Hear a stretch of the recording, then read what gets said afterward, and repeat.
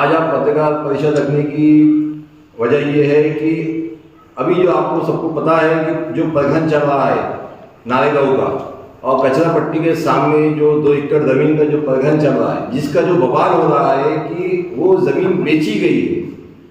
वो ज़मीन बेची नहीं गई है, वो ज़मीन बेची नहीं गई है। वो ज़मीन को जनता के अंदर जो बेवा है, अंधे अपंग लोग हैं और जो किराए से रहते हैं, उनको वहाँ रहने के लिए हम लोगों ने एक व्यवस्था की है। और आज तक के 2 साल से कलेक्टर साहब और डिविजनल कमिश्नर जो अपने औरंगाबाद के केंद्रेकर साहब और अभी जो अडधर साहब आए उनको भी पता है, और पूना के कलेक्टर को पता है, पूना के डिविजनल कमिश्नर साहब को पता है, और वो दिव्यांग आयुक्त जो है पूना के उनको पता है, और महिला और बाल विकास आयुक्त सबको पता है कि ये जमीन के वास्ते हमने बहुत जद्दोजहद की। मगर कुछ नेताओं की वजह से हमारे जो कलेक्टर है अस्तिक कुमार पांडे साहब, उन पर दबाव आ रहा था ये जमीन अलर्ट नहीं करने के लिए, और वो बहुत प्रेशर में चल रहे थे और वो चाहते हैं कि भाई ये अच्छा काम हो रहा है, ये इसको मैं पूरा सपोर्ट करूँ। मगर नेताओं की और कुछ दलालों की वजह से वो परेशान हो गए, और वो परेशानी की वजह से आज वो लोगों ने वो जो करने वाले थे वो हमको करना पड़ा। और मैं ज़मीन मालक हूँ, और ज़मीन मालक होने की वजह से मैंने वो गरीब लोगों को वहाँ पर रहने के लिए एक लेटर दिया हूँ, और वहाँ पर एक बॉन्ड बना के दिया हूँ। आप बेच नहीं सकते उसको। हमारी संस्था है, हमारी संस्था का अलर्टमेंट लेटर भी दिया उनको कि आप बेच नहीं सकते, आप वो लेटर पढ़िए। कुछ पाखंडी लोग हैं जो मस्जिद के नाम से और पैसे लिया है और वो जगह बेच दिया है, ये सब पाखंडी बात है। वहाँ दिव्यांग शाला होने वाली है और भिक्षाकारी केंद्र बनने वाला है, और ये लोग जो है उनकी खिदमत करेंगे ऐसा सोचकर हमने एक अच्छा कार्य के लिए काम किया है। और हम चाहते हैं कि इसके अंदर सब जात के, सब समाज के लोग आगे आए। आज आप देख रहे हैं कि भिक्षाकारी कितने लोग हो गए। आज भिक्षाकारी इतने हो गए कि उसके अंदर कई लोग नशे के अंदर चले गए। हम नशा मुक्त अभियान करते हैं, मगर नशा मुक्त अभियान नहीं हो रहा, भिक्षाकारी नशा करके भीख मांग रहे हैं। तो हम चाहते हैं कि वहाँ भिक्षाकारी लोग आए और भिक्षाकारी को हम अच्छे से अच्छा गाइडेंस करें और उनको भीख मांगने से रोकें। और जो दिव्यांग लोग हैं जो आत्महत्या कर रहे हैं, बहुत परेशान है दिव्यांग लोग, जिसकी वजह से कई आत्महत्या हो गई है उनकी, तो हम चाहते हैं वो दिव्यांग लोगों को एक अच्छी व्यवस्था करें। ये डिविजनल कमिश्नर साहब, जिलाधिकारी और दिव्यांग आयुक्त सबको पता है। इन सबसे बात हो रही है 2 साल से, मगर इसका कोई हल नहीं निकल रहा था। तो हमने एक हल ऐसा निकाला कि उनको रहने की व्यवस्था कर, जो बेवाएं है वो किराया नहीं भर सकती, जो गरीब लोग हैं वो किराया नहीं भर सकते, मगर उनको मजबूरी में अपने बाल बच्चों का पेट काट के वो किराया भरना पड़ रहा था।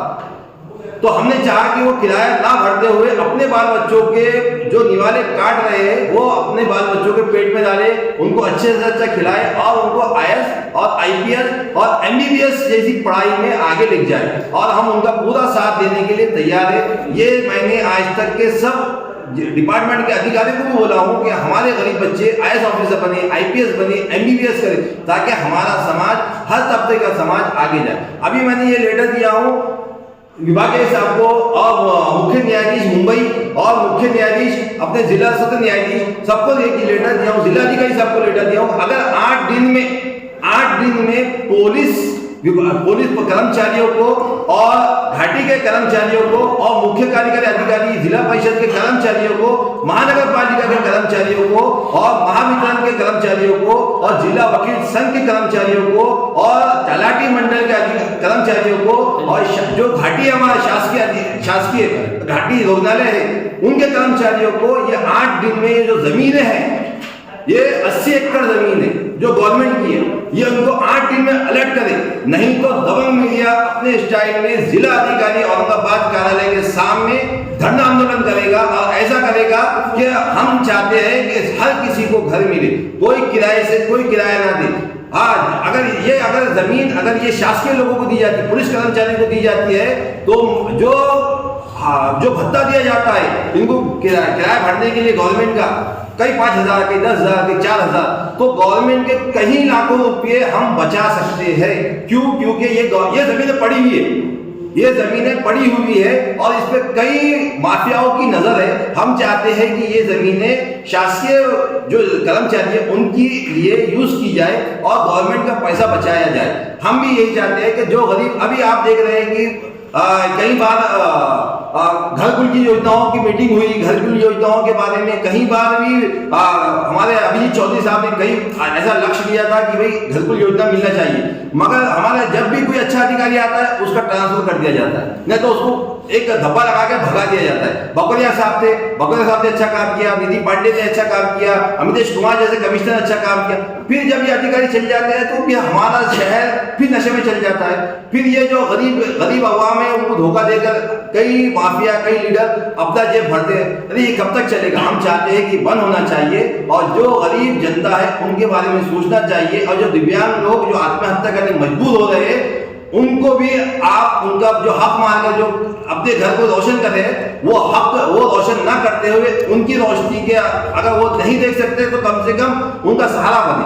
और हम ये चाहते हैं कि जो अभी जो 70-80 एकड़ जो जमीन है ये सब शासकीय, जितने भी पुलिस डिपार्टमेंट के लोग हैं, जितने भी निम शासकीय निम शासकीय जो लोग हैं उनको ये जमीन अलर्ट करके दी जाए और उनको किराया मुक्त और भाड़ा मुक्त किया जाए ताकि वो अपने बच्चों का दो निवाला अच्छे से अच्छा खिला सके। अभी वो जमीन पे किसी का कब्जा है या क्या?